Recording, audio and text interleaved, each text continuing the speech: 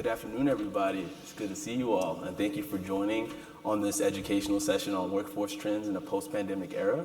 My name is Jacob, and I'm also a facilitator and a yogi, so I would like to, for us, if you're comfortable, feel free to join me in a collective inhale and exhale. So take an inhale in, exhale out. I just want to start off with everybody getting present in this moment. So thank you for that. Like I said, my name is Jacob Fisher. My pronouns are he, they. I'm from the Outdoor Foundation. I'm the development and program coordinator, so I work with our corporate partners, but I also do work with our Thrive communities. And our Thrive initiative is a way that we, through collective impact, we partner with organizations across the nation in order to address equity barriers and just to make nature accessible to all. And right now we are in 8 regions, and actually Les over here is a part of our San Diego Thrive, so he's gonna offer some great insight on that. So I just wanted to give you a little bit about me. We're also co-sponsored by Basecamp, and you can go to wearetheoutdoorindustry.com to learn more about Basecamp. So I also want to acknowledge Basecamp. And before we get started into our conversation, I would like to acknowledge the traditional, ancestral, and unceded land of the First Nations people of the Cheyenne, the Arapaho, and the Ute. This is the land that we've been working and organizing on, so we want to just acknowledge them in this space as well. So before I continue, I want to just introduce our incredible panelists. So if y'all would like to just say your names, your pronouns, what role do you have, who you're associated with, and because we're talking about workforce trends, maybe talk about a fun or very interesting job that you would just like to highlight. And I can begin. Actually, before I took this role, I worked on a eco-mindfulness forum. So we did work around equine therapy, and it was a really incredible way to spend 2020 to work with horses all day. So that was a very, very interesting and fulfilling job that I had in my past. But maybe we can begin with you, Hannah. Yeah. Hi everyone, I'm Hannah Malvin, really happy to be here. I use she, her pronouns. I'm representing the Bridge Project, which is a new equitable hiring pathway for the environmental sector focused on people of color and underrepresented communities. It's founded by Greening Youth Foundation and Southern Appalachian Wilderness Stewards, and we're working with federal agencies, conservation nonprofits, and the outdoor industry to help diversify the sector by offering jobs and working with, we just had our pilot event in the spring. We had 700 people together connected around advancing equitable hiring from 56 organizations, and hired 17 folks, and we're gearing up for our fall round and building it out for the future. And I also founded Pride Outside to connect the LGBTQ community around the outdoors. And I do some coaching and consulting around making work more equitable, effective, and enjoyable. And one of my favorite jobs has been leading canoe trips in a summer camp up in Canada. Nice. Thank you. Hi everyone, my name is Meredith Morris. I use she, her pronouns, and I've spent the majority of my career, the last 12 years working in HR and talent for the athletic and outdoor industries. I'm currently the Director of Industry Engagement at Oregon State University for their Center for the Outdoor Recreation Economy. The center is focused on providing research and workforce development support for the outdoor industry nationally. And I've been very fortunate to be part of the founding team for this new center for the university. My role is focused on developing really strong relationships between college partners and our industry partners to collaborate on research or educational program development. That's all in support of creating more career pathways into the outdoors. For me, I would say probably my first memories, and so growing up, my dad was a golf pro at a public golf course in Wisconsin, and so I spent a lot of summers there on the course, and it was less of a job and more of a way for my dad to keep an eye on me when I wasn't in school, but I really enjoyed working in the pro shop and in concessions and reorganizing my dad's office, and I think that was all just kind of a first exposure for me with jobs in and around sports and recreation, and probably has a lot to do with where I ended up today. Thank you. Hi everyone, I'm Kristen Freeney. I'm the founder of Path to Peak Education and Consulting, which is a consulting firm that specializes in workforce education and learning and development programs for outdoor industry companies and nonprofits, organizations specifically. Some of you may know me. In my previous role, I worked at the Outdoor Industry Association running their Emerging Leaders programs, which included the Skip Yall Future Leadership Academy and the Outdoor Industry Business Certificate Program. So I was able to kind of parlay that experience into what I'm doing now. Oh, and I meant to mention I use she, her pronouns. And I would say my most interesting job, I think, would certainly be starting my own business. If any of you have done that, you know that it is quite a roller coaster, and I learn a lot every single day. So it keeps me busy, and it's incredibly challenging, but really rewarding, and really excited to be here with such a great panel discussing a really important topic today.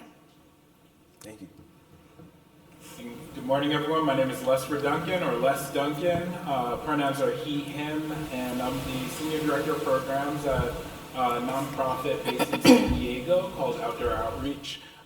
This is going to be cheesy, but I would have to say that that's my favorite job. I mean, having the opportunity every day of the year, just about, seeing youth try new things, explore their world in new ways, and build confidence to affect change in not only their lives, but in the lives of others, is incredibly, incredibly rewarding.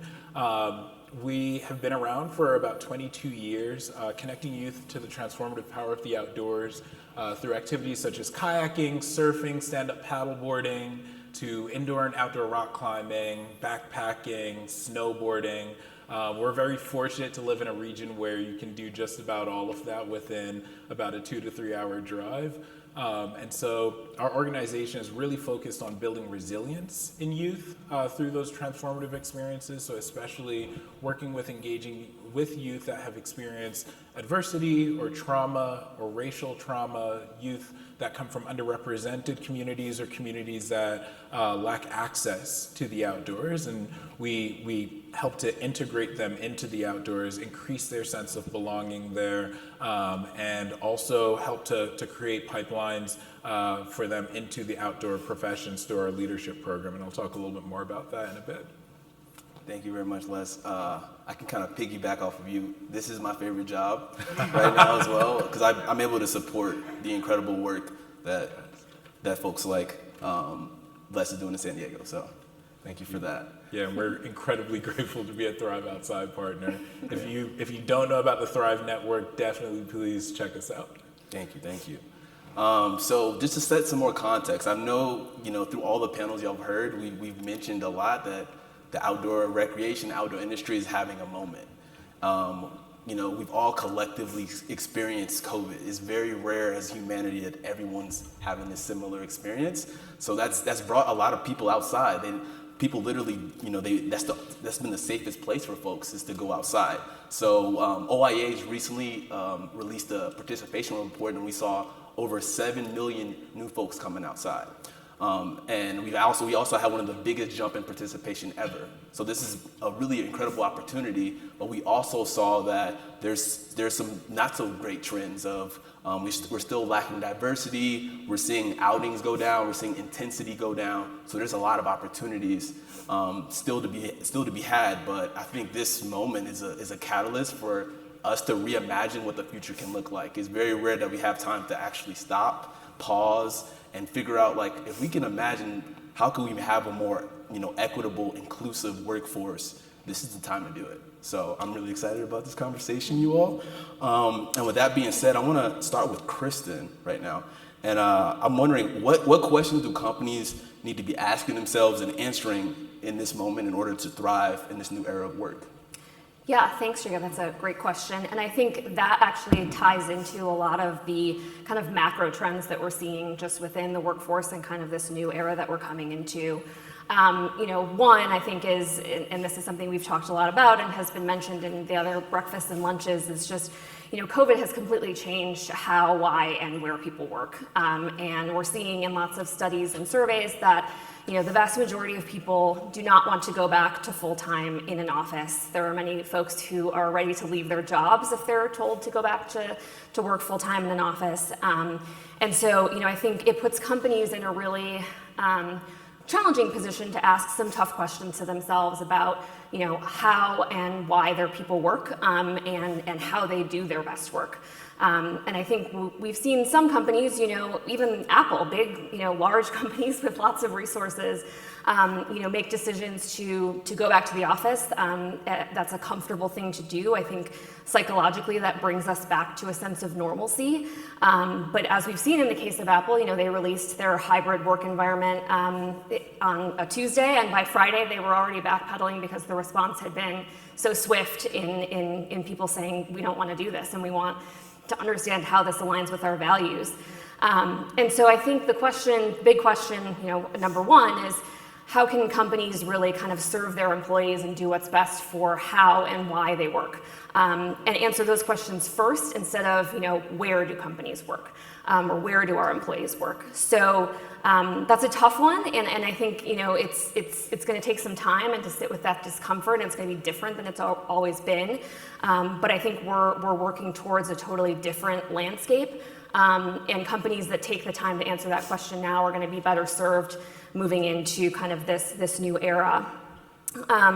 The second thing, and I had the opportunity yesterday to sit in the session with Colorado AG Phil Weiser, and he said, a lot of times we have nice-to-have programs that end up having to go away to fund the must-have programs, without thinking about how the nice-to-have programs are actually important in mitigating the need for the must-have programs.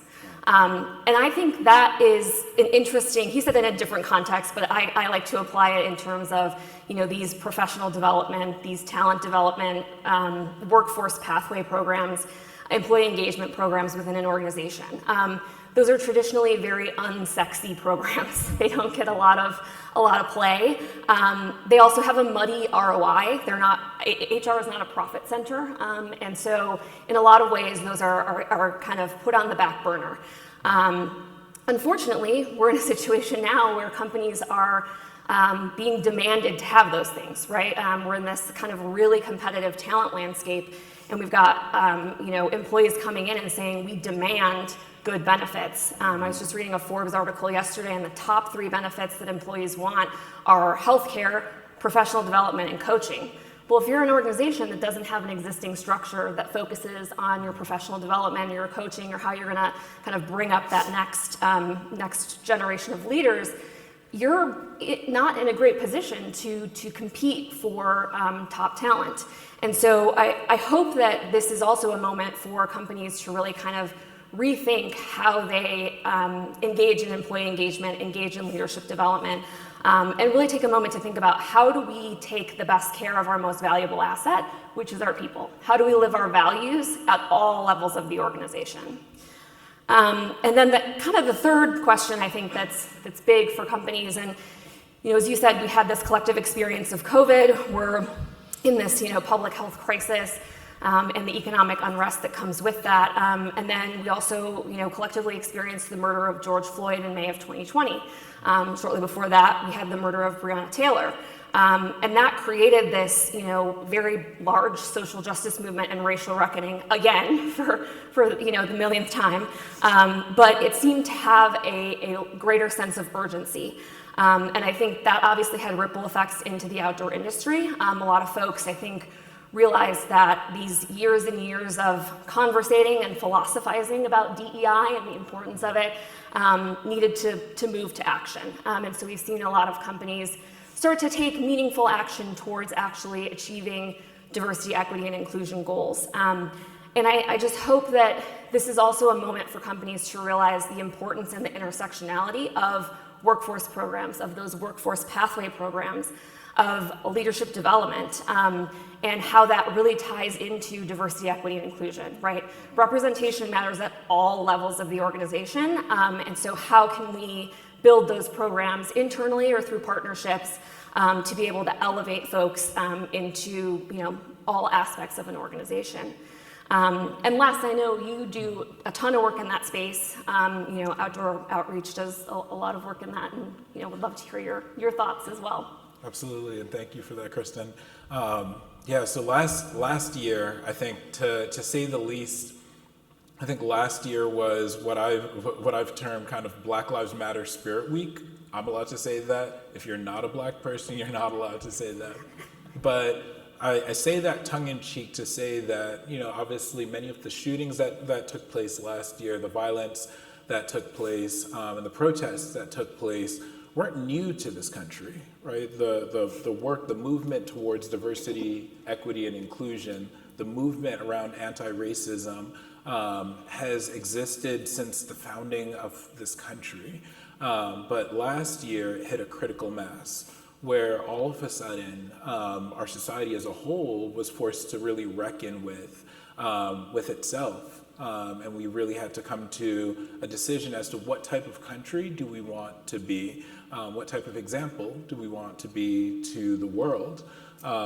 And so in that, the outdoor industry, unlike or similar to many other industries, had to go through that same reckoning. We saw outdoor brands, outdoor retailers, posting statements and taking, all of a sudden posting more pictures of Black and brown people, BIPOC individuals, LGBTQ individuals on their social media. And there was the scramble to do something quickly without really the intention necessary to dismantling the systems that brought about inequities in the first place, or that brought about lack of diversity within our professions and within the outdoor industry as a whole. And so one of the things that we've been talking about, and I've just enjoyed the camaraderie and conversations that we've had in kind of planning and building up to this panel discussion, has really been around, what are the next steps? I'd like to believe that most of you that are in this room or that are grappling in those conversations around diversity, equity, and inclusion are on the right side of history and want to do right. And we're looking at, what are some of the practical, tangible steps that can be taken to help make our industry more diverse, and not only more diverse, but also more inclusive. Very different terminologies, right? Diversity is who's at the table, inclusion is who has a say at the table, and equity is the recognition of why individuals were not at the table in the first place. So really thinking strategically about that. One of the things that I wanted to offer from our perspective as a community-based organization is the opportunity for the outdoor industry to partner with community-based organizations in really powerful ways that can actually create impact and that can actually bring about a more equitable society. Here's how.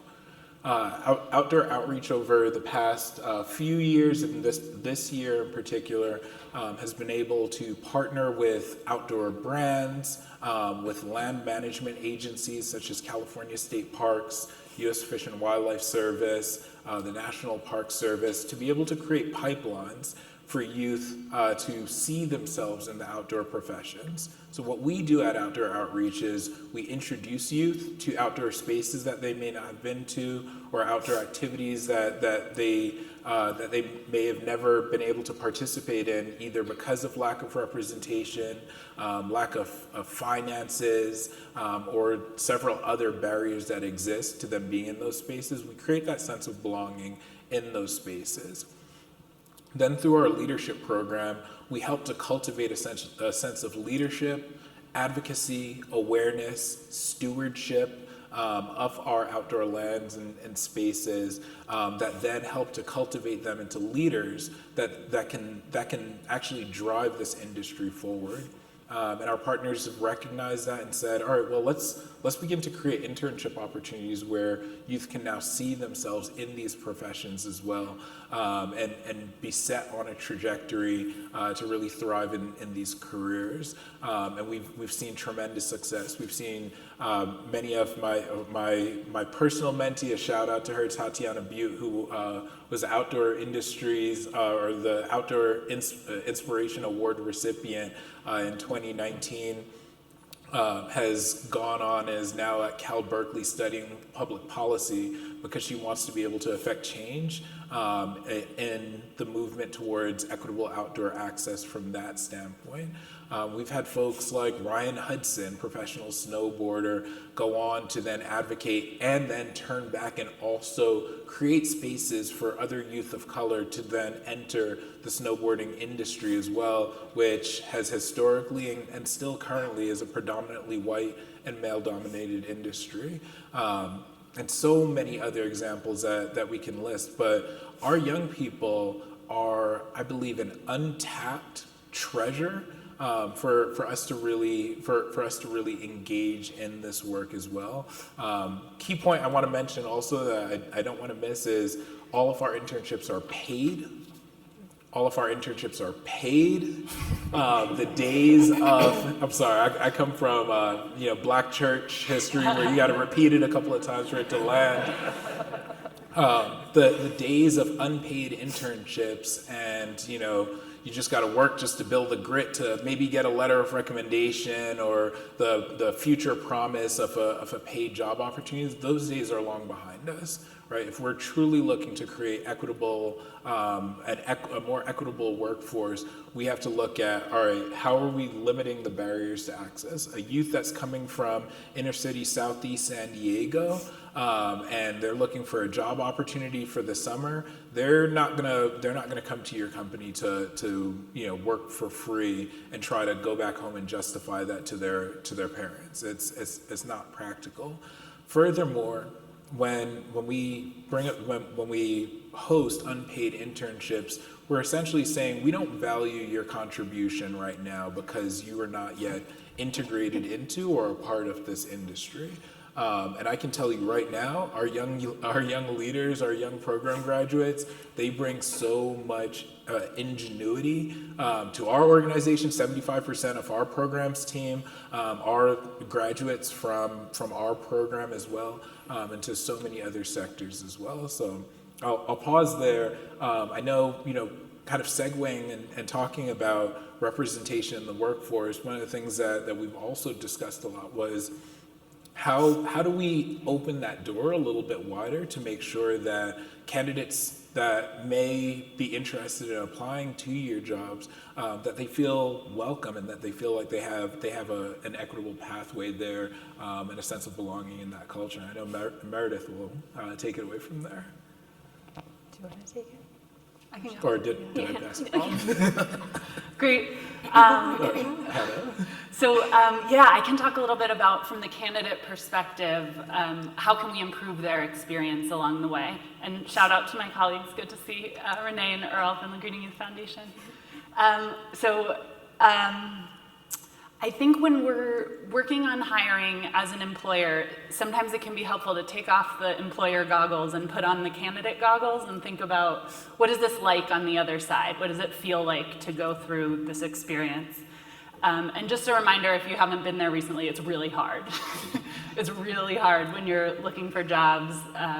In our space, often it can be you're interested in you're passionate, you're interested in making a difference in environmental protection or in people accessing the outdoors, and you're trying to find your way in, and you can often feel alone or unsupported, demoralized. You may not be hearing back from jobs. You may not be getting a lot of sort of outstretched hands supporting you on your way in. And especially if you're coming from an underrepresented background, you may not be getting messages that this space is for you, or that you're welcome, or that you know that you'll be supported when you do get there. I think we can often get caught up in our processes as employers and our timelines and and it can just be really helpful to remember there's people on the other side and how are they experiencing their way in. So I would encourage us to think about this in two ways. One is give them a fair shot. And another is only one person is going to get the job at the end of the day, so let's make sure everyone else is being treated well along the way too. So in terms of giving them a fair shot, I'd encourage folks to consider what are the must-haves for the jobs. When you're listing the qualifications, is it a whole laundry list? Is it really intimidating? Are you using verbs like extraordinary writer? Does everyone feel like they're an extraordinary writer? Or did they really have to go to college? Is that a signifier for something? Did they have to have 3 years of experience in the industry? If we're already underrepresented, if folks are already underrepresented in the space, that narrows who that's available to, and that suggests that only certain experiences are valuable. One of my favorite examples, you were just talking about church, Les. We were at the Southern Appalachian Wilderness Stewards. My colleague Leandra Taylor, who works on the Bridge Project, was talking about a hiring experience looking for a leader in the outdoor space. And they had traditionally looked for people with leadership of trails experience. And if you hadn't led a group in the outdoors, then you weren't considered. And that was very limiting. And they ended up connecting with someone who had led a church choir of 300 people. That's a whole lot of leadership experience. And you could teach them the safety skills for the outdoor. There's a lot you can teach. So consider what you can teach. Consider what are those must-haves, and really, must we have that, or have we just always asked for it? And then on the flip side, some of the things we've always considered nice to have are really important. So as we reconceptualize what the work is and what's important, what signifies that someone has the skills, the perspective, the experience to be able to do the work, really just back up and think of what is the work, what does it take to do this work, and how can I evaluate if the candidate is really presenting that. And just so we're not doing this revolving door of just the same people who have always had access to the jobs, because they haven't always been available to everyone, and we need to, if we're really looking to diversify, if we're really looking to welcome in more talent, more perspectives, more experience, we have to be more open-minded about that. And then in terms of only one person gets the job at the end of the day, and hundreds of people may go through the process. All those people are getting messages about whether they're welcome in this industry, whether their experience is valued, whether we think that they have a lot to offer, whether the outdoor industry and the environmental sector wants them to be joining it. So I think we should take that really seriously when we're just not, when we're doing hiring, it's not just about looking around and making a selection, finding the right person, but remember all the other people, all the other touch points that are happening. So consider, can we pay them for their time that they're participating in interviews or doing assessments? Can we offer relocation benefits if they might have to move for the role? Can we shift the power a little bit in how we're treating it? So instead of just advertising what an employer is getting out of a transaction of employment, what is the candidate going to get out of it? As we were talking about a little earlier, how much are we going to be investing in their growth and development? How much are we going to be supporting someone from an underrepresented background? If we can make them not have to ask, if the candidate doesn't have to ask, how would you support me? If we can be putting ourselves in a position where we're doing some selling, we're shifting a little of the power ourselves as employers towards the candidates. And also, if someone stood out but didn't end up getting the role, can you reach out to them? Can you send, encouragement, support? Can you connect them with someone? Can you let them know when there's another role open at your organization? Can we be communicating with them regularly? Sometimes you don't even hear back when you apply for a job. So can we make sure that they hear back, that they get a nice message, that it's sort of timely, that they know what the process is, that it isn't a whole slug for them, just all of these things, just remembering the folks on the other end and really, giving them a fair shot for having a chance to make it all the way through the process to actually win that coveted job, and also just treating folks well along the way. I really appreciate you giving really tangible steps about how you can transform the way you're hiring. Thanks. And sorry, can I say one more thing? Of course you can.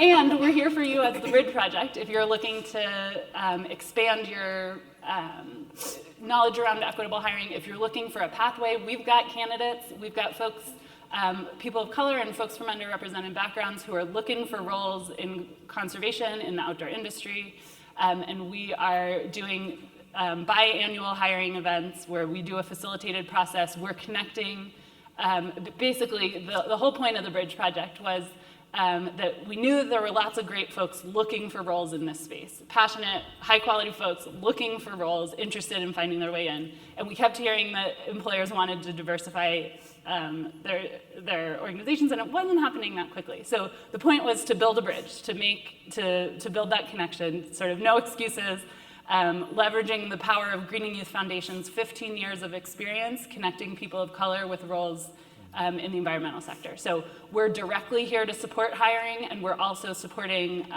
training and learning about equitable hiring solutions for your processes, and we have sort of wraparound services supporting the employers and supporting the candidates along the way. Thank you. Can I jump in real quick? Oh, of course. One quick comment. So Hannah, what you were saying is awesome, and it reminded me of one of the things that I think one way that we can vastly improve the candidate experience is if a candidate who does not get the role reaches out and asks for feedback, taking the time to provide feedback. And I know that's a huge ask. We're all busy. You're processing thousands of candidates for specific roles. But if we are really committed to making this an inclusive space of really helping people elevate themselves, being able to provide feedback and provide some tactics for how they could do better next time is so critical to those folks being able to kind of do better the next time around. I have a small roster of career coaching clients, and most of them are folks who are trying to career change into the industry. And one of my questions to them is I always ask, if you've interviewed for a role within the industry, have you gotten feedback? All of them say no. And that's a really difficult starting point for me as a coach and for them as a candidate to really not have any feedback on, like, why am I missing the mark? Am I coming off a certain way? Is my resume not reading appropriately? Am I not connecting my past skills to the current role? Anything that you can provide for someone who takes the time to reach out and engage on feedback is going to be so critically helpful to them as they kind of proceed through the process in the future. Just to hop in also, and we were having a really robust conversation around this. I think that the steps that you offered are so critical because for so many of us, I think, especially those of us that are employers, that are hiring managers, and maybe that have done it for a while, deep down inside, we think we're really good at that, right? Like, we've been with the organization a while, we know the culture fit, right? Like, how often do you hear that term? We know the culture fit that we're looking to get. We know the skill set of the past employee in that role, right? And so we think that we have this very clear sense of who or what skills we're looking for. And I think, we were talking about this concept of bias, and especially this concept of affinity bias, right? That manifests in all of us, right? It's not only in white people or people of color. Like, bias exists in all of us, right? Like, who we see in a role is often shaped by who was previously in that role, who is that most likely to be based on the representation of the industry. Who do we see carrying certain skills? What does having a bachelor's degree or a master's degree signify in your mind, right? Like, what value do you connect that with? And so we went through a process as an organization where we comb through our job description, and elements of the job description that I took for granted. I was like, oh yeah, we want that, we want that, we want that. And as we started combing through it, we realized, this isn't really needed here. And this is probably screening out 50 candidates that we could have had in this pool that would have been bringing different types of ingenuity into the process as well. So I want to make sure that in the conversation around representation, that's not lost, that there's value in both soft and technical skills that are brought that will increase your reach to different audiences as well. And then the other thing we looked at as well is what channels are you pushing out through, and how are you assessing where candidates are coming from. So one of the things, a question that we now include in the application is, how did you hear about us? And we're assessing how many people are hearing by word of mouth. Is that a good thing that most of the folks coming to the organization are only hearing from word of mouth, right? How does that contribute to the affinity bias? What are some of the networks, social media networks that you're reaching out to? Are they kind of the same old networks where you get the same old type of people, or are they networks like Basecamp, Outdoor Jobs, or the In Solidarity Networks job board, where you're getting a more diverse pool of candidates as well? So really taking that deep introspection into your hiring practices will be so critical, again, to increasing the diversity and ultimately the quality of your program or the service that you're providing. I'll add to that. For just our experience as a team at OSU, we're growing our center and are looking to hire a couple more people this year. And just looking back at the job description and thinking about like what sort of bias do we have around the way that we think about work? Does this, what we've learned now in the last 18 months of remote working doesn't necessarily mean that it's negatively impacting our productivity or our culture or our innovation even. So, we had a whole conversation about, this person doesn't necessarily need to be, we're Oregon State University, but do they need to be based in Oregon? Maybe not. And actually, would it be, valuable to have, employees that are based across the country when our focus is really a national focus? So. Thank you. I really appreciate this kind of robust, organic conversation that we're hearing, and the point of even just reimagining who we suspect should be in a role, how powerful that can be. I think about just like the value of curiosity, just being curious of like, are we doing this just because we've always done it, or is it rooted in something? So this is a great opportunity to kind of look through like, hey, does our hiring process reflect our values? And if not, what are we doing to actively change that? So really thankful for that discussion. I know we've talked a lot about the hiring process, but I'm thinking, once folks are hired, we've all been, we're all experiencing the pandemic. So, how has the pandemic specifically created a spotlight on employee well-being? And I know everybody has stories about that. Everybody's connected to that. So feel free for anybody to jump in around, how this pandemic has really elevated the importance of the well-being of your employees. It's good to take a little breath before. I can help you. The pandemic, as with all of your companies, your organizations, for us, there was an incredible amount of uncertainty, especially as an organization that thrives on taking kids outside. When at the beginning of the pandemic, we were told you can't go outside. And so that was incredibly nerve-wracking for us, just kind of stepping into that space. And we could see it in our employees and in our staff. And we made a decision very early on in the pandemic, within the first 2 to 3 weeks, that we will not lay off a single employee.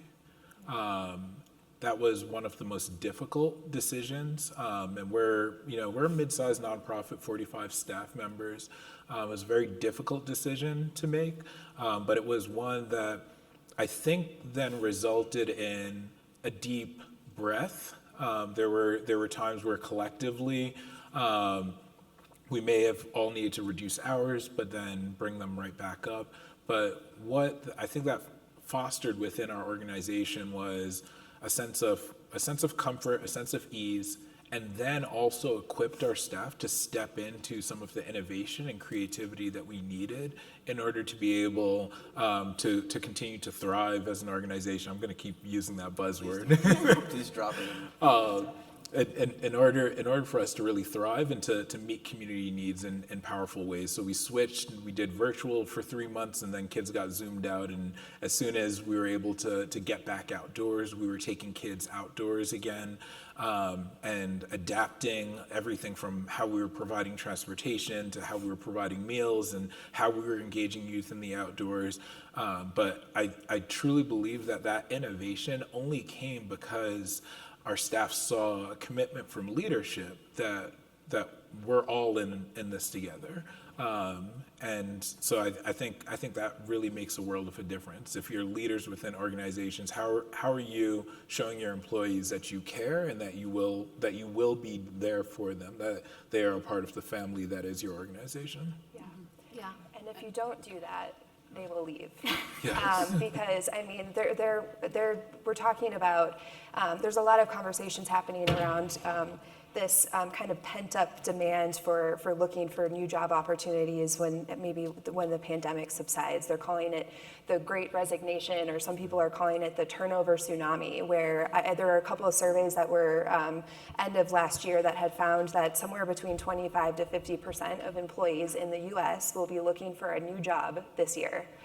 And a lot of that, I think a big factor of that is it comes back to feeling like their employer is looking out for their best interest and their well-being, and there's really making sure that they have the resources and the support that they need to kind of get through this moment of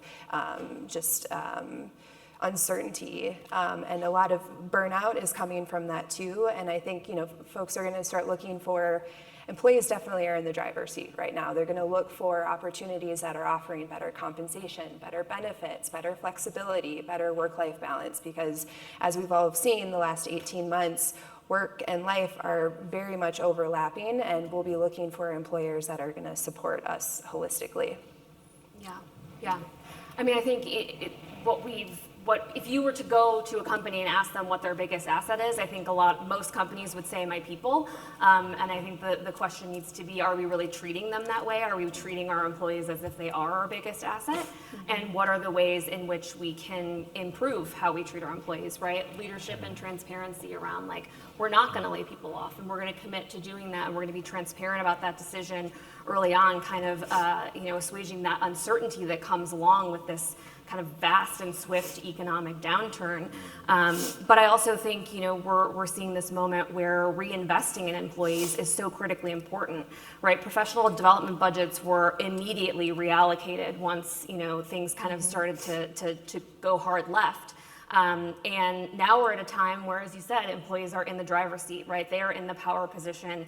I saw a quote from a tech CEO who said, they say that there's a war for talent, but I would argue that the war is over and the talent have won. And so I think this is a moment where workers really are in the power position. And so companies who can invest in those professional development programs, invest in those leadership development pathways, create these pipelines for a strong workforce, and really start to live their values at all levels of the organization. And that includes your retail, your distribution, your contractors. How are you treating these people? How are you living your values at all levels of your organization? And how are you taking this moment to reinvest in your employees and make sure that they feel taken care of, supported, and thanked for the incredible effort that they've put in throughout these really, really uncertain times? Mm-hmm. And pairing that, when we're talking about workplace culture and increasing equity and also increasing well-being, I think the intersection there is really juicy. I think there's a lot in terms of centering the joy in equity work, and in terms of really improving people's experiences. This is our lives. This is where we spend a whole lot of our time. And so making it more equitable and making it more enjoyable. I've been saying positive psychology this year, the scientific study of well-being, and I think there's really, really something there. We can be supporting our employees as whole people. Thank you all for touching on that subject, and I want to bring it back to Meredith. I know you kind of set your case for this, but why should companies intentionally invest their time and resources in workforce development? If you want to go a little bit more deeper in there, Yeah, absolutely. I'd love to. Yeah, I mean, I think as we've all been talking about, intentionally investing in these types of workforce practices, or being really intentional and thoughtful about how you're attracting talent or retaining talent, takes a lot of time and energy and resources. But I will say it is cost and probably more costly to do nothing. There's a ton of research and kind of findings around just the cost of employers not sort of addressing the vacancies that they have within their organizations, or really looking more deeply into why there's turnover happening in their organizations. So just from a number standpoint, typically, one vacant position within an organization would cost that company thousands of dollars per month. And there's also non-monetary impacts that can happen from that too. You have someone missing on the team, so then that workload then gets put onto the rest of that team, and that can then contribute to increased burnout, low employee morale, potentially those folks starting to look for other career opportunities as well. Turnover too is really interesting. There's a kind of a good estimate around the cost of turnover, and it's typically about 6 to 9 months of the salary of the person leaving. So for example, if you had a manager that was leaving or left the organization and they were making $60,000 a year, it likely cost about $30,000 to $45,000 in recruiting and training expenses just to backfill that position. So it costs a lot of money to lose people, so it makes sense then to really invest in supporting folks and coming into your organization and making sure that they're successful while they're there. So I think from a talent attraction standpoint, I loved the conversation that we were just having about job descriptions and how important that is, because really it's essentially a marketing tool for your organization. You're presenting what you have to offer, you're presenting the employee value proposition to candidates that are looking at this position and saying, this looks like a good fit for me. It takes a lot of time and energy to put into a good job description. Like you said, you went through all of your job descriptions and weeded through what really matters and what counts, but I think it'll benefit you in the long run, because ultimately, too, what you're saying is that you're setting very clear expectations with this new employee about what they're expected to do within your organization. Turnover typically has higher rates or higher levels within new hires within an organization, oftentimes because the employee comes in and their expectations that they had about their role are not what the organization had in mind. And a lot of that has to do with probably because they were going off of a job description from 10 years ago. So I would definitely encourage spending some time on the job description. One other great resource to think about too, so before I joined Oregon State, I was a senior recruiter for an executive search firm, and we really emphasize with our hiring managers to incorporate what we called a realistic job preview in the interview process. And basically it was an opportunity to kind of use like a project-based assignment for the candidate, small. It wasn't something that was going to take them a ton of time, but it was another opportunity for you to assess their skill set, but also give the candidate a really clear understanding of what the job actually is. And we actually told hiring managers, don't sugarcoat like the less desirable aspects of the job, right? Like let that all kind of come through the interview process, so that not only the employer is making a decision, but the candidate is making a decision too about this being a great fit for them as well. And then one last thing I would want to mention too is just around the talent retention side of the equation, around really investing in advancement opportunities within your organization. The workforce of today, and we have a number of generations within our workforce, but those that are coming into the workforce, the millennials and the Gen Zs, very much value learning and development as part of their personal growth, and are looking for that in the jobs that they seek out and the jobs that they want to stay in as well. So, again, I realize that this all requires a lot of investment, and, to be frank, the outdoor industry is, made up of a majority of very small businesses that probably lack very limited budgets and resources and may not even have a dedicated HR department. So then hiring and promotion then gets put on as a second job, right, for a lot of people within that organization. So I'll just kind of bring it back to what Les was saying, and also Hannah too, just around the value of partnerships, looking externally to help you sort of reach your business goals is going to be really critical. For us at Oregon State, as a new center, we've been really successful in partnering externally with industry associations and business alliances, knowing that they know what their members need, and that we can really lean on those relationships to develop the relevant professional education programs or new degree programs that can really support the workforce needs of today. Because at the end of the day, this is again about the employees within the organization. The educators and industry and employers have a role to play in saying that these types of robust professional or workforce development programs will lead to real jobs and careers in the outdoor industry, and that's what we really need to support. Thank you very much, Meredith. Yeah. I just want to say I really appreciate this very robust, comprehensive conversation, offering tools about how to be just more intentional about your hiring process and just how to make sure we have a more inclusive workforce. With that being said, from each one of you, what would be a major takeaway that you would like folks to have from this conversation? So just space for y'all to share that before we hand it over to a little bit of Q&A so we can get some of the voices from the crowd as well. I'll jump in. Sure. Why not? So I think the two big questions that companies should be asking themselves right now are what are our values and who do we want to be as an organization in the next 5 to 10 years? We're in a moment of incredible disruption and change. We haven't seen something this disruptive to work and how we work since the end of World War II. And so we're literally living by templates built in systems and belief systems that are almost 80 years old. So we're due for kind of a regeneration and some new trends. And so I really think this is an opportunity for companies to really think about where do they want to be in 5 to 10 years and to actually make very fast progress on becoming that organization if they're able to kind of answer those difficult questions now and make decisions in a really forward-thinking manner of how they're going to take care of their employees, how they're going to run their organizations, how they're going to invest in their people, and make sure that they're happy, healthy, sustainable employees. Thank you.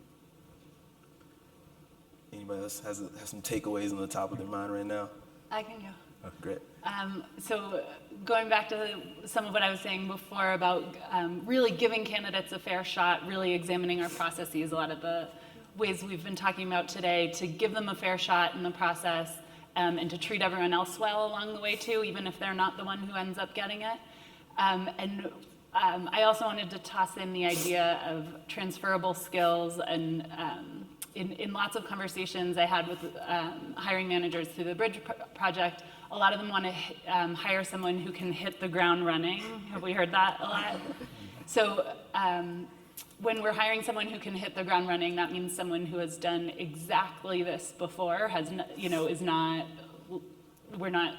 not learning anything new in the role, and that's not great.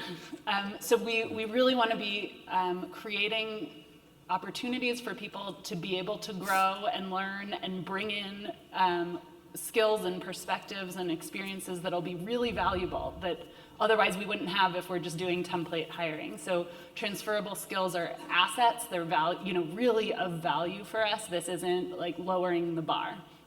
And so really creating those opportunities. And also just to leave you with, the Bridge Project is here and excited to partner with new folks who are looking to advance equitable hiring at their organizations. Meredith, did you want to end with something before we bring it over to the crowd? Yeah, I can hop in. I would say, just to kind of echo the theme also of partnerships. How well do you, as outdoor retailers, as outdoor brands, know your community? How integrated are you in your communities? One of the things that I'll say that I noticed over the past year and through the pandemic was were the brands, the large brands, as well as the small outdoor retailers that were still maintaining some sense of community, whether it be online in the virtual space or when we were able to start gathering together, that we're bringing people together. We noticed that, right? And so like I think that shouldn't be lost on this industry, as many of the more mom and pop brands are being sold to larger companies. We shouldn't lose that sense of connection to the communities that we are in. And that ties right back into kind of the workforce pipeline. Our communities, our community-based organizations serve as incredible partners for workforce development. I mean, we've called out Greenie Youth Foundation a million times. They are a workforce generator. Outdoor Outreach, we are a workforce generator. In just about any community that you are working or operating in, you should know who are the groups, who are the community-based organizations that are helping to increase diversity in that space, and tap into them authentically, create those partnerships, create relationships based on trust and transformation rather than transaction. That's super key. Last year there was a rush, candidly, by many outdoor brands to kind of forge partnerships that weren't there before, and they were kind of rushing in to get the marketing media value out of those partnerships. Take time to connect with community-based organizations, see what the need is there, even beyond investment. Investment is always good. Financial dollars, we're always open to donations, but what was more powerful were the brands that came to us and said, what can we do to support the career trajectories of the youth that are coming through your programs? That was what was powerful. That was what met the need of the community. So being in that relationship with community, I think, is incredibly powerful. Great. Maybe we can end with Meredith. Yeah, I'll wrap it up. I'll end it with an interesting quote I actually found as I was preparing for this panel discussion, and it was a woman who had recently moved from a chief HR officer position into a chief operating officer position within her tech organization, and there was some raised eyebrows around, your head of HR moving into an operations role, but what she said was, there is not a single decision a business leader makes that doesn't have a people impact. And I just think that it's so true, that like the organizations and the companies that are gonna prioritize their people, their communities, their partners, and include that as part of their overall strategy are really gonna win at the end of the day. Thank you, Meredith. I appreciate you focusing the lens back to the people. That was a great way to end off everything. Well, I know it's approaching the top of the hour, but this is the last session, so if y'all don't mind staying for a few extra moments, it'll be great to have some questions from the crowd. So, okay, we have one right here, if you want to bring the mic over. Hi everyone, I'm Jenna from Base Camp Outdoor. Thank you for the shout outs. We are the community for the Outdoor Industry Network, so please join us there. Hannah, you made a very great point about employers saying, here is how we support our workforce, especially maybe historically marginalized groups that don't have representation in this company yet. Are there any specific ways that you can say employers should be doing this, or maybe just talking about it if they already do? Yeah, and this is a huge question. This is so important as employers are thinking about diversifying and trying to support and retain folks. Employee resource groups are a great way to support candidates or staff from underrepresented backgrounds.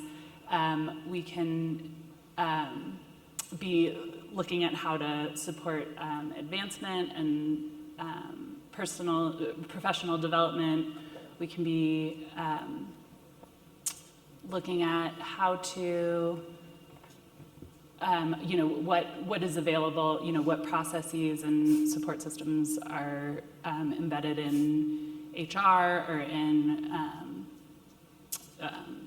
your systems at work that people can go to if there is an issue, and you can point to who folks you have in leadership, folks who have is there a community of folks at your organization, or is there access to opportunities outside your organization, or access to events, or support resources and development within or without your organization? And I don't know if anyone else wants to add. Yeah, I'll add to that.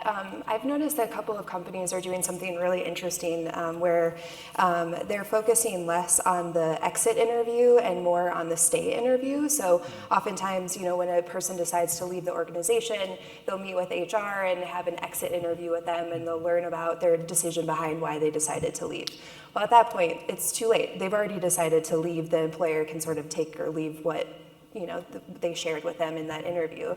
The idea behind a stay interview is an opportunity for leaders and managers to check in and listen to their employees that are there, and start to really try to ask questions about what do you need? What sort of tools or resources can we provide, or accommodations that we can make to make sure that you can really be successful in your role and your career here within the organization. So I just thought I'd mention that. That seems to be a really interesting and kind of cool way just for, I think, employers and managers to sort of listen to the needs of their employees. Thank you. We have time for maybe one or two more questions. Mine isn't necessarily a question. Okay. It's really talking about, that cultural sensitivity when a young person goes to a corporation that traditionally doesn't have like a diverse employee network. So making sure that they have an opportunity to have a mentor in that environment, making sure that you're doing something so that they feel welcomed, and that there's some type of cultural sensitivity training for those other employees and for those managers. Because oftentimes we place students and the biggest complaint we have is, oh, everyone went to lunch and no one invited me, or I sit here every day and there's nobody else here that looks like me. We're not having any conversation, or, I'm excluded from, just kind of input. And so making sure that we value those people that are coming in that are not like the traditional employees that are there, being open and warm, because a lot of times these young people, it might be their first job, so the impression that they get from that experience is not just going to affect them, but they're going to tell other people about your organization as well. Thank you very much for that. Like the human version of your DEI statement. Exactly. Like, how are you actually embodying values and shifting your culture and not just hiring people into a culture that's not inclusive? So thank you for highlighting that. I think we have one more question back here. And maybe we'll end with back there. Yeah. Hi, my name is Lauren Roberts. I work at Evo. It's a retailer in Denver, Seattle, and Portland. Y'all had made a point earlier about like the pandemic being a shift, especially in the outdoor retail industry. We kind of saw, for those working in retailers, a huge shift in sales and people because trying to get out into the outdoors due to the pandemic. So all of you touched on employee engagement. I feel like a lot of times as retail organizations, we focus on the benefits that we get from brands, because I feel like our retail brands are really good about including people, want to get on product, want to give benefits to that use, and we focus on that more so. What are other ways you feel like as companies we can invest in our employees and do like for those employee engagement programs, if that makes sense? I could hop in on that and first say thank you to Evo also. I know that you all have supported us in the past as well through product and donation and investment. I would definitely say engagement, getting out on program has been really powerful. We've had brands say, hey, bring all of your leadership program cohort out to our warehouse. We'll show them around, show them what goes into managing this warehouse, what goes into some of the management elements, and then we also fit them out in gear, and of course kids love that. So I mean, that's all of that is a part of the relationship building, or getting out on programs with them where feasible. Sometimes we get large brands coming to us saying, we want to engage 50 of our staff out on a program with maybe the 12 to 15 youth that you're engaging at one point in time. That's not always sustainable, but having a consistent presence on programs. So maybe saying, all right, we'll have, X number of our staff engaged and volunteering on your programs as well, if they're in a local city where you're operating. So I would say engagement. It brings about marketing value. I'll speak that language as well. It's important. That's also an important part of diversity, equity, and inclusion, but it also brings about value and representation, and allows youth to see themselves also connected with those brands for professions as well. Thank you. And I think from my perspective, it's also really critically important for companies with a retail side of their business to be able to create programs for folks who want to learn about additional career paths, whether that's a management track or whether it's moving into a headquarters position. How do you kind of leverage this incredible on-the-floor knowledge that your retail folks bring, and use that to kind of parlay them into higher level positions, whether that's in a retail capacity or in a headquarters capacity. That's a huge kind of pipeline and pool of really highly qualified and folks who deeply understand your customers. And so to be able to really engage with them on career development or mentorship or ways that they can kind of come up into, how they want to grow with the company. Great. I think we have one more question out here. We're going to end on. We also have space, I'm assuming, for folks to talk afterwards as well. Yeah. Great. My name is Chris. I've worked as an equipment designer in the outdoor industry for the last 15, 16 years. I found myself now in a position where I'm creating my own brand and wanted to try to create something different. And I'm listening to y'all talk and just listening to talks this week, and I'm reminded, this lady's comment reminded me of this idea of, think about how you might treat somebody you invite to your home for dinner, like as a starting place. But something I'm curious from y'all is, are there any, what books or other reference material have you read that's influenced your thinking professionally recently? I could rattle off a few. Go for it, Les. Adventure Gap by James Edward Mills, and he is, if he's not in this room, he's at the Outdoor Retailer trade show and is a phenomenal part of just building community, especially amongst BIPOC leaders in the outdoor industry. The Adventure Gap was the first book that I read that landed me here. So I'm incredibly grateful. Engage, Connect, Protect by Angelou, who is the founder and executive director of the Green and Youth Foundation. I'll get the check from y'all afterwards. Also a really powerful book. And then I'm forgetting the name of Dr. Carolyn Finney's book as well. Black Faces, White Spaces. Black Faces, White Spaces. Incredible book. And those three books really touch on the root causes of inequities. So if you're ready for a deep dive into this and again, dismantling systems that have led to inequities in the first place, those are three really great books that I would recommend. I'll go with a more basic white lady recommendation, but Daring Greatly by Brené Brown. But I love that one because it touches a lot on the concept of vulnerability and the importance of bringing a vulnerable self into the workplace. I think that's a key attribute of being a good leader, and it's a critical component of stepping into any leadership role in an authentic and transparent way, which there's such a need for nowadays.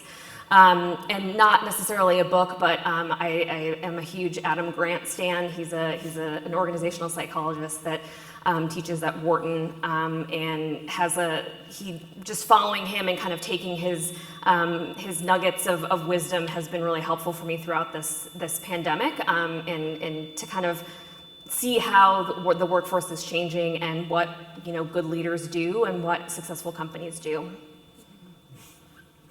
I could mention, I feel like it's a book that you can apply in a lot of different spaces, but My Grandmother's Hands is a really great book because it's really talking about how trauma, especially racialized trauma, lives in our body, and how can we shift a culture to a culture of inclusion and healing. So it's like a workbook almost. You'll read some content, and then it'll have practices for you to engage with.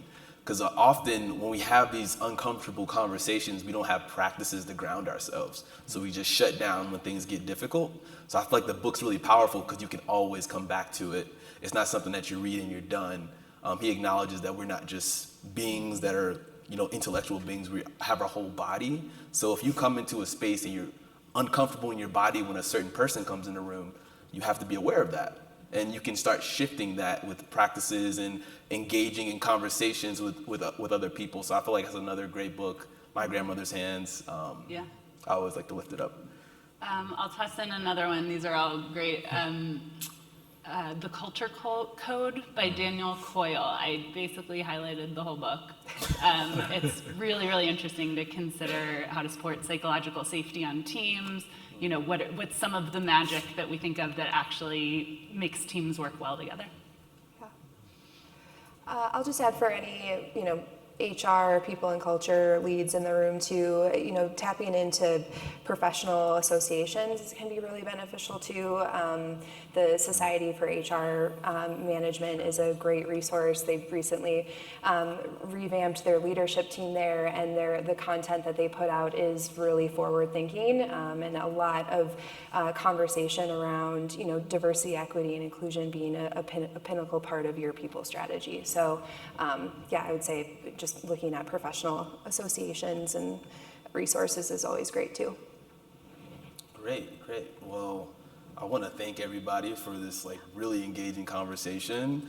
I want to thank the panelists. I know we've been talking about this for a few weeks, and we've just gotten to know each other more and more. So it's great to kind of finally be together. And before we end, I know that Meredith, you have a survey for everybody to fill out. If you want to speak about that briefly. Yeah. Absolutely. So this has been a work in progress for the last several months. I think we've had a lot of really great conversation on the stage today and have some really great, I think, insight as we're, working through this pandemic era of work, but there's also, I think, a lot that we still don't know, and there's certainly a lot of kind of macro industry trends, but what's happening kind of on the ground in the outdoor industry, I think there's still a lot of data and knowledge that we're hungry for. So our center at OSU has been working with the Outdoor Industry Association and the Outdoor Recreation Roundtable on the design and development of an outdoor industry workforce and DEI assessment. That can be, basically, it's an employer survey. We're asking all companies in the outdoor industry, large and small, to participate.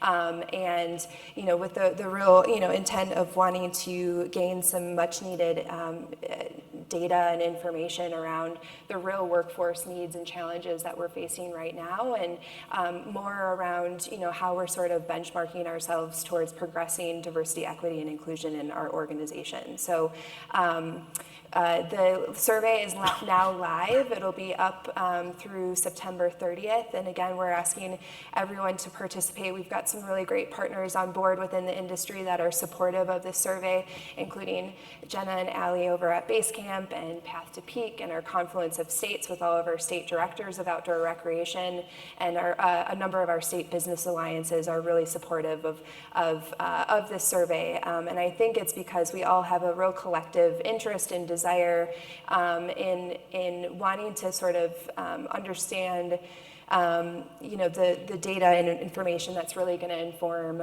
continued and future action plans for our employers, our industries, and the partners and educators that are all sort of part of this ecosystem. So I hope that there's people up on stage at the Winter OR show that are talking about the results of this survey and talking about the action plans that they're putting together that are going to really be meant to continue to support our employees and to bolster the amazing programs that exist in creating more clear and equitable pathways into the careers in the outdoors. So this QR code will send you to our landing page where you can find out more information on the survey. And I'm available if anyone has any questions about it too. Thank you for giving the context for the survey. Just piggybacking off of that, OIA also has a survey that we would love for you to fill out. I know there's so much great insight in this room, so it'd be wonderful to capture all that. And finally, one of my favorite things to do after a great conversation is to eat. So don't forget to grab your lunch tickets. If you get them, you can go have food at the food trucks outside. I think we have Tamara back there waving the tickets a little bit, so you're welcome to grab those. You also have Paige in the back as well. Thank you all for this conversation. I hope you have a great rest of your day.